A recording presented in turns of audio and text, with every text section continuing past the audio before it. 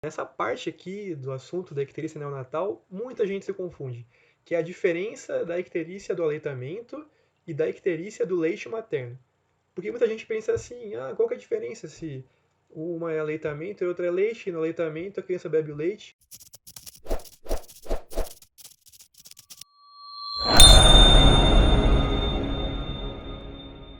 Fala Doc, beleza? Tudo certinho? Como vocês estão? Aqui quem fala é Fabrício Portelinha, da equipe da MedSimple, e hoje eu vou falar para vocês sobre icterícia neonatal. E para começar, eu tenho uma pergunta para você.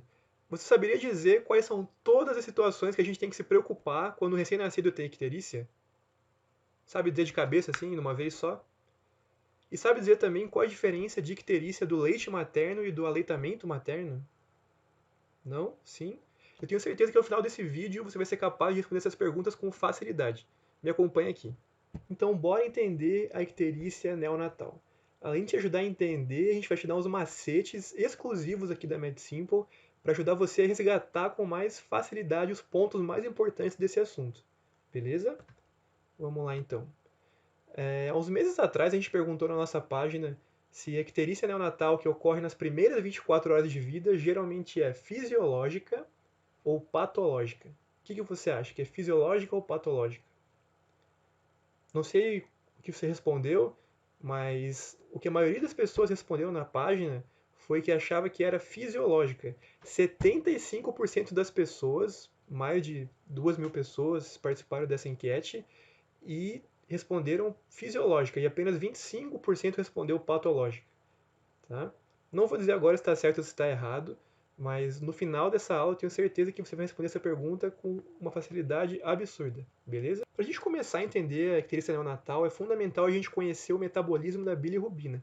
Não se assusta que esse assunto é super fácil e eu vou te mostrar aqui de uma forma muito simples, só o essencial que tem que saber para você entender esse processo. Tá? Da onde que vem a bilirrubina? A bilirrubina vem da degradação das hemácias, que libera o grupo M no sangue, e esse grupo M livre no sangue vai ser convertido em bilirrubina. Tá certo? Simples, né?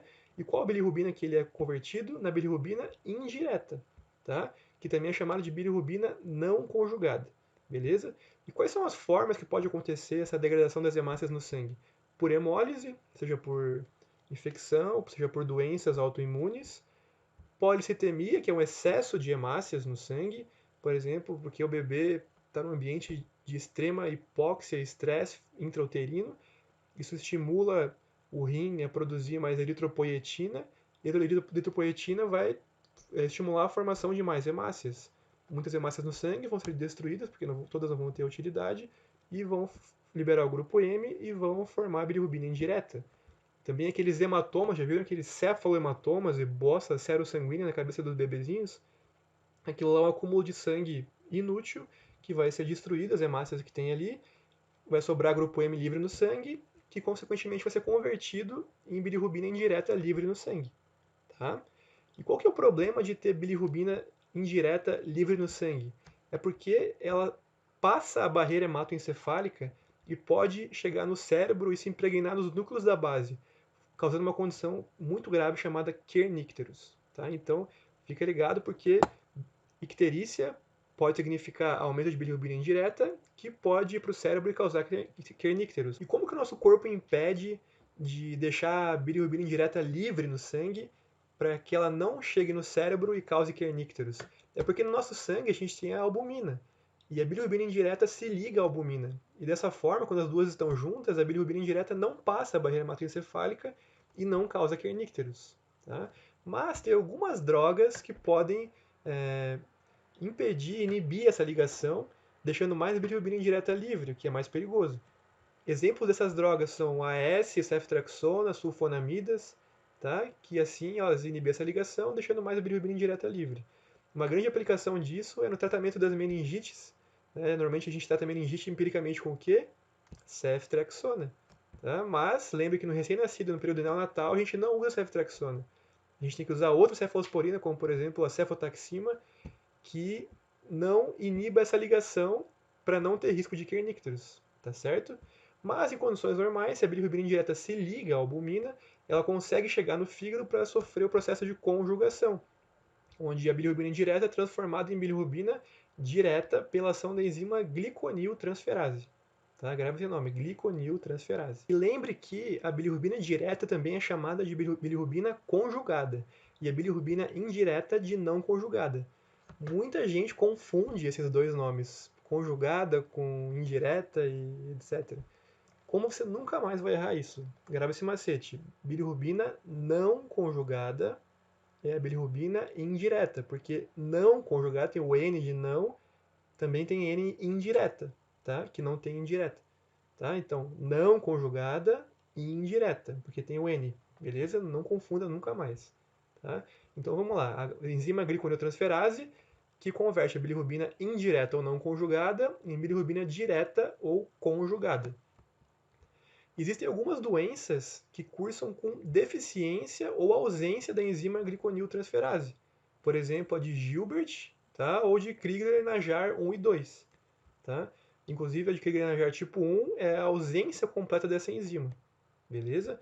Algumas doenças também, como por exemplo o hipotireoidismo, deixam essa enzima mais devagar, diminuindo a velocidade de conjugação, fazendo sobrar mais bilirrubina indireta e tendo mais chance de kernicterus. Tá? Então, tudo isso, no fundo, tem o grande objetivo de impedir complicações graves de ter excesso de bilirrubina indireta no sangue, como kernicterus. Beleza? A bilirrubina indireta, depois que ela sofreu o processo de conjugação, né, que ela virou direta, ela cai aonde? No intestino delgado. E do delgado, ela pode ir para as fezes ou sair na urina, tá? Ou pode voltar para o sangue, né? Seria o oposto da conjugação, que é transformar a bilirrubina direta em indireta. A enzima que faz isso é a beta-glicuronidase. Sim, eu tive que pausar o vídeo umas 10 vezes para falar direito. Beta-glicuronidase. Tá? Não confunda beta-glicuronidase com glicuroniltransferase. Tá? Como que eu faço para lembrar que a beta-glicuronidase é aquela que joga a bilirrubina direta de volta para o sangue e transforma a bilirrubina indireta? Tá? Eu lembro que a beta é B de blood, de sangue. Então, vai do intestino para o sangue em forma de bilirrubina indireta. Beleza? E qual que é o problema dessa beta-glicuronidase que pode acontecer, que pode levar à icterícia? Se por algum motivo o trânsito intestinal do bebê está mais lentificado, por exemplo, o bebê está mamando pouco, ou por algum motivo o bebê não está conseguindo eliminar o mecônio, acontece que essa enzima consegue agir por mais tempo na bilirrubina direta que está sendo despejada no intestino. Tá? Então ela vai converter mais bilirrubina direta em indireta. Então, galera, esse é o metabolismo da bilirrubina que você tem que saber. É um esquema que você consegue deduzir ele facilmente, for montando passo a passo, desde a degradação do M até voltar na bilirrubina indireta, você consegue montar ele na sua cabeça. Tá? E a partir daqui você consegue entender quais que são as causas, as possíveis causas de icterícia neonatal fisiológica, por exemplo. Vamos dar um exemplo, por exemplo, um neném que nasceu com uma polistemia não tão severa. Tá? O número de massas dele não foi tão acima do normal. Ele vai ter degradação do M, vai produzir bilirrubina indireta livre, mas não em quantidades suficientes para causar um kernicterus. Tá? Por exemplo, também, quando o bebê nasce, ele pode ter seu metabolismo mais lentificado, ele pode ter essa enzima gliconeotransferase um pouquinho mais lenta no começo da vida dele, atrasando a conjugação, deixando mais bilirrubina indireta livre, tá? Mas é só no período inicial, depois essa enzima vai conseguir funcionar normalmente. Ou também a gente pode dizer que quando o bebê nasce, o intestino dele ainda não está funcionando muito bem, está devagar. Ou seja, essa enzima beta-glicuronidase consegue agir mais na bilirrubina direta e botar uma quantidade de bilirrubina indireta no sangue que é capaz de produzir icterícia, mas não a ponto de causar kernicterus. É uma icterícia que vai passar assim que o trânsito intestinal do bebê voltar a funcionar normalmente. Tá? E formas patológicas, por exemplo, que a gente pode pensar. Aí sim, na hemólise, na doença hemolítica do recém-nascido, por exemplo, na incompatibilidade do fator RH, né, anticorpos maternos vão se ligar à hemácia do bebê, vai ter uma ampla destruição de hemácias, vai ter muita bilirrubina indireta e pode sim vir a causar o kernicterus. Tá? além de outras possíveis consequências da hemólise excessiva, como a anemia, que pode levar a uma insuficiência cardíaca e uma hidropsia fetal. Beleza? Mas esse não é o assunto para agora, não vamos falar especificamente de cada doença, mas sim da consequência direta de aumento de bilirrubina indireta no sangue. Tá bom? E isso você tem que saber. Você, como estudante de medicina, tem que saber quando investigar uma icterícia neonatal. Tá? Quando que eu vou achar que aquilo é perigoso para o bebê, que aquilo pode ser uma condição ameaçadora à vida dele. Tá? Quando que eu vou ter que pedir exames a mais. E não adianta, tem que saber quando investigar de acordo com certos critérios. Né? E como que eu vou saber esses critérios de forma rápida na minha cabeça? A gente criou um macete para você lembrar de tudo. Tudo mesmo, cara. Tudo, tudo. Esse é o macete mesmo. O macete é tudo, tudo. Dá para você lembrar que a taxa de bilirrubina é importante. A taxa de aumento da bilirrubina é importante. Se ela aumenta mais de 0,5 mg por decilitro a cada hora, eu tenho que investigar a causa dessa icterícia. Tá? Também o dia que a icterícia começou. Se ela começou nas primeiras 24 horas, ou seja, no primeiro dia de vida, ou após o 14º dia, também há grande chance dela ser patológica. Tá? Então vamos responder aquela pergunta do começo da aula, se a icterícia começa no primeiro dia de vida é fisiológica ou patológica, geralmente, a resposta era patológica, a galera errou. Tá? Ou também após 14 dias de vida. E a principal doença que a gente tem que pensar quando tem icterícia após 14 dias de vida é a atresia de vias biliares, tá? Onde vai ocorrer daí um aumento de bilirrubina direta, beleza? Porque já vai ter conjugado, o hepatócito já vai ter conjugado a bilirrubina indireta. Outro fator que a gente tem que lembrar é se o bebê é a termo ou pré-termo. Se ele for a termo, a gente vai se preocupar quando a bilirrubina dele for maior que 12 mg por decilitro. Ou se ele for pré-termo, se for maior do que 10 mg por decilitro. Tá? Então, tudo. Por enquanto, T de taxa, D de dia, T de termo. Tá? E o último D de direta. Botei até o símbolo do direct, para você lembrar de direta, para quando tiver uma bilirrubina direta maior que 2 mg por decilitro, que pode ser um sinal de colestase, por exemplo, e alguma obstrução de via biliar.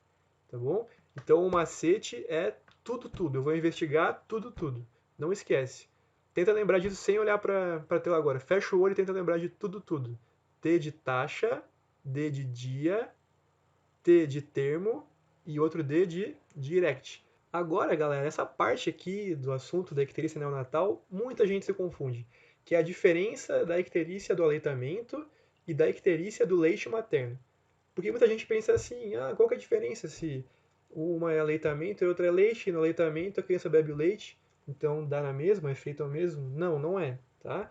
Eu vou te explicar aqui as diferenças, é bem simples, e depois vou te dar um macete para você nunca mais esquecer. Tá? Mas primeiro vamos entender. O que acontece na icterícia do aleitamento? É uma falha no processo do aleitamento, uma falha no processo de amamentação. A criança, por algum motivo, por exemplo, não está com uma pega boa, ou a mãe não está oferecendo, né?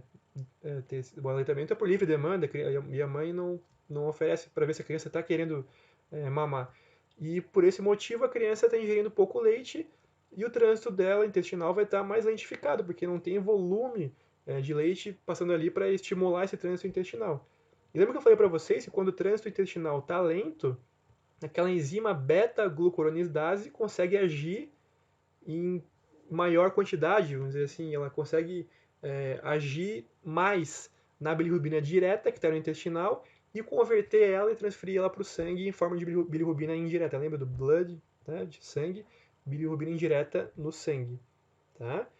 E ela acontece normalmente na primeira semana de vida. Tá? Então é super clássica a história de chegar uma mãe na unidade básica de saúde, que o seu filho ficou amarelinho ali pelo segundo, terceiro dia de vida, e você vai perceber uma coisa que é importante, que a criança perdeu mais de 10% do peso que ela nasceu.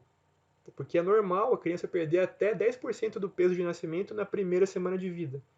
Mas se ela perdeu mais de 10%, está ictérica e não está com uma técnica boa de aumentação, você vai suspeitar de icterícia do aleitamento materno. E qual é o tratamento? Orientar e estimular a aumentação.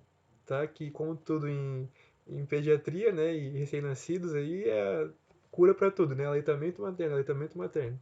tá? Os pediatras aí e o pessoal da gineco aí são fãs de aleitamento materno, tá?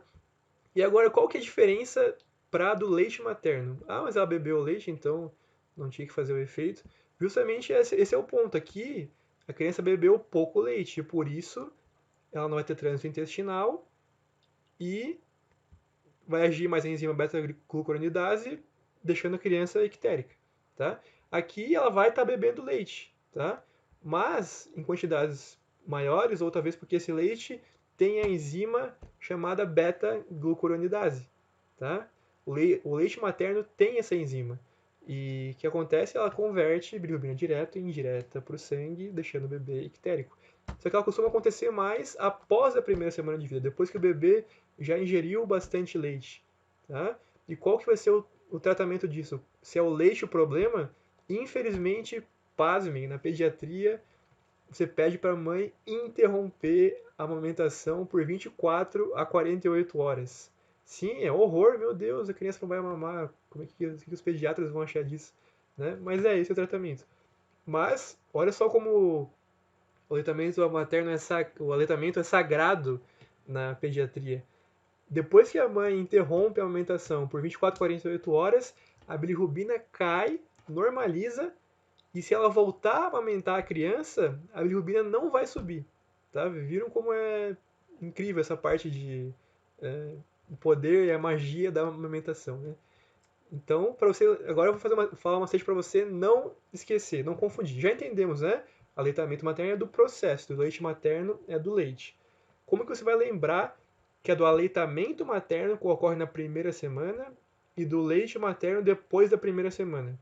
Lembra que aleitamento começa com A e leite começa com L. Qual letra que vem primeiro? A ou L? O A.